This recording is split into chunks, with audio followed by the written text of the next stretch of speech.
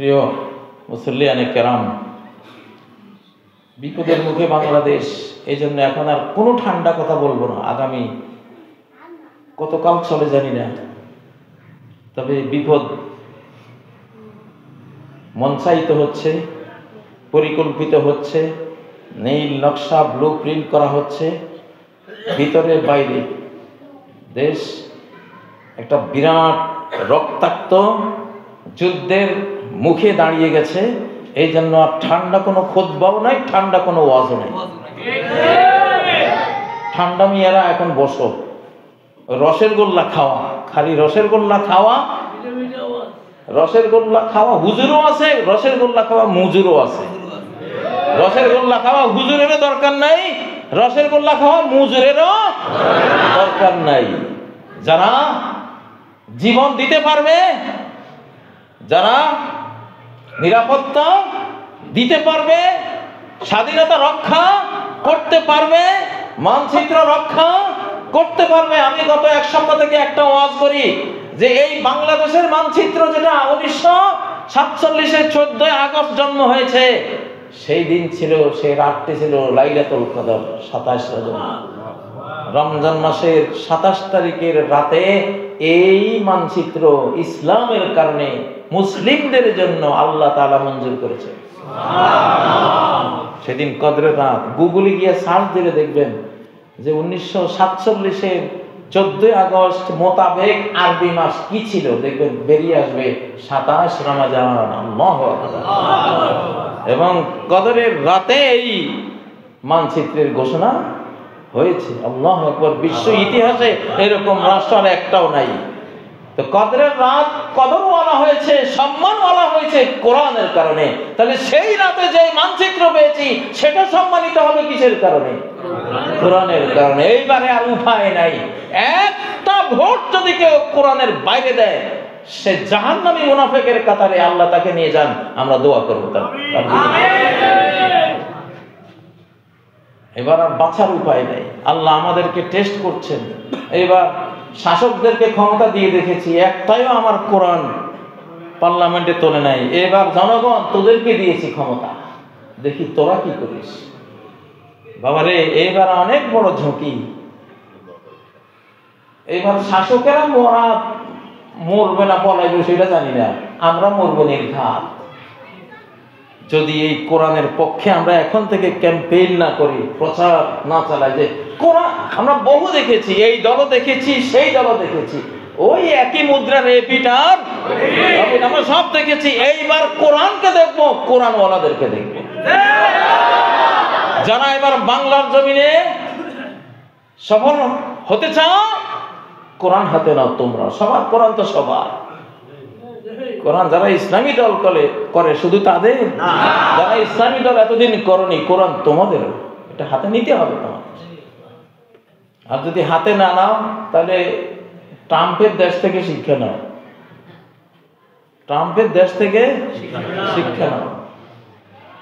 কিছুই বুঝবো না, কি হলো, কোথাকার পরিকল্পনা। গোটা আমেরিকা জ্বলে পুড়ে ছাই হয়ে যাচ্ছে, হলিউড জ্বলে পুড়ে ছাই হয়ে যাচ্ছে। হ্যাঁ, তাদের নয়নাভিনা বাসভবন জ্বলে পুড়ে ছাই হয়ে যাচ্ছে। সিগনাল, তোমার প্রতি সিগনাল যে তোমারও আমি আগুন জ্বালাই দেব, তোমার উপরে আগুন জ্বালিয়ে দেব যদি আমার হুকুমে তুমি না আসো। এটা ওয়ার্নিং, সারা ওয়ার্ল্ডের প্রতি ওয়ার্নিং। কোন আল্লাহ বিরোধী শক্তি আর মাথা উঁচু করে দাঁড়াতে পারবে না এই পৃথিবীতে, ইনশাআল্লাহ। এটা ডিক্লার করে দিলাম, এটা ডিক্লার করে দিয়েছি। আমি এই এলাকাতে এসে একদিন খুতবা দিয়েছিলাম, একজন ইউসুফের গ্রাম পাচ্ছি। সেই ইউসুফের ভয়ে আমার গ্রেফতার করছে।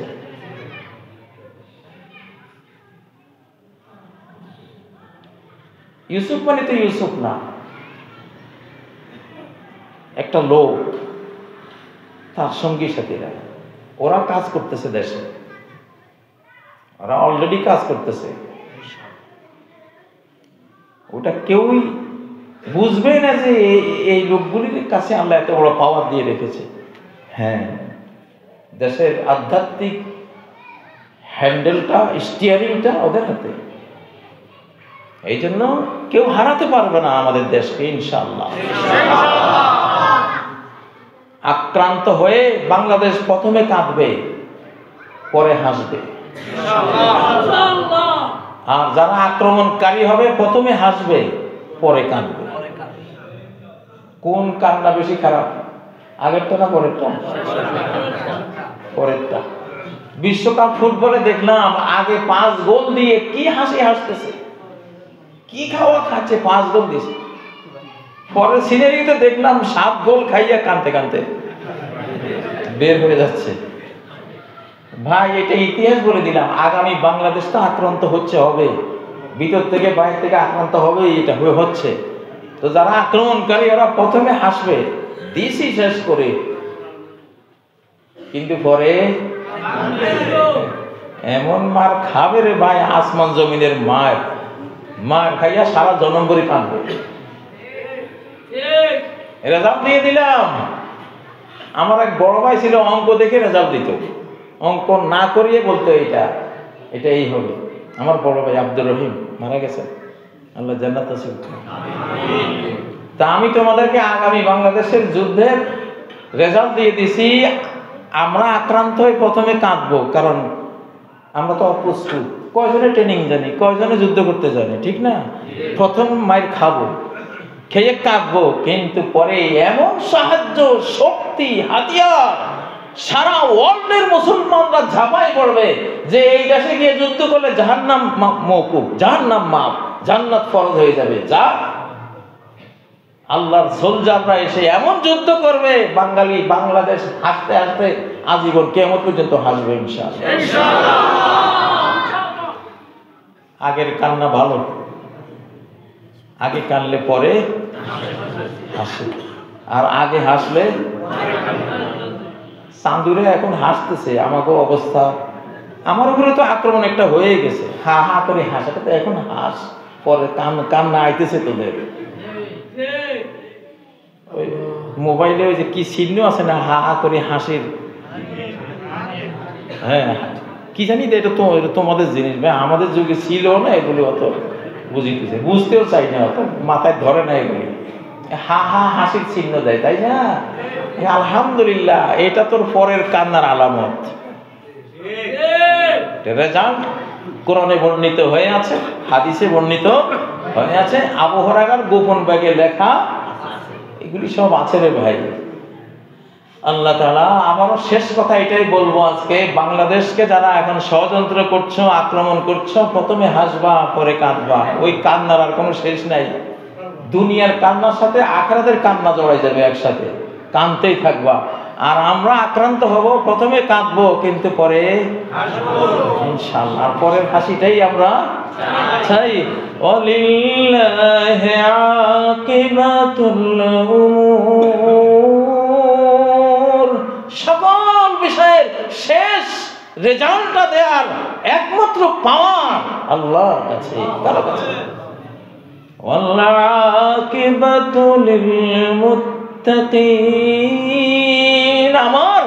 আমার মুত্তাকি বান্দা, আমাকে ভয় করে যে পাপ ছাড়ে, আমার কাছে আশা করে যে সালাত পড়ে, নেক আমল করে, তার জন্যই তো সুন্দর পরিণতি।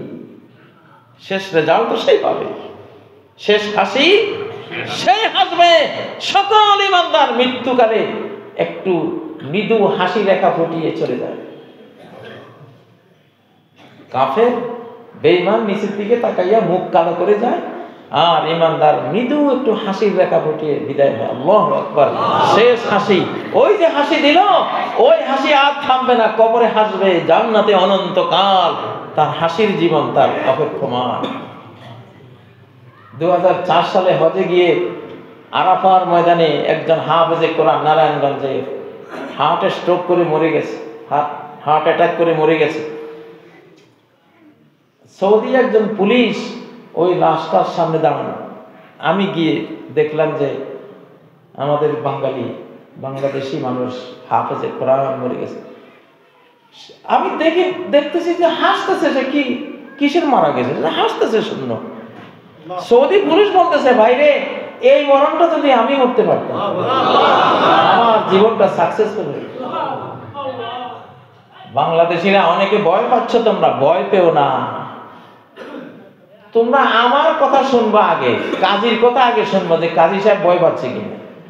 যদি এই কাজী সাহেব যদি ভয় না পায়, বাংলাদেশের সবচেয়ে বেশি রিস্ক আমার উপরে আসে,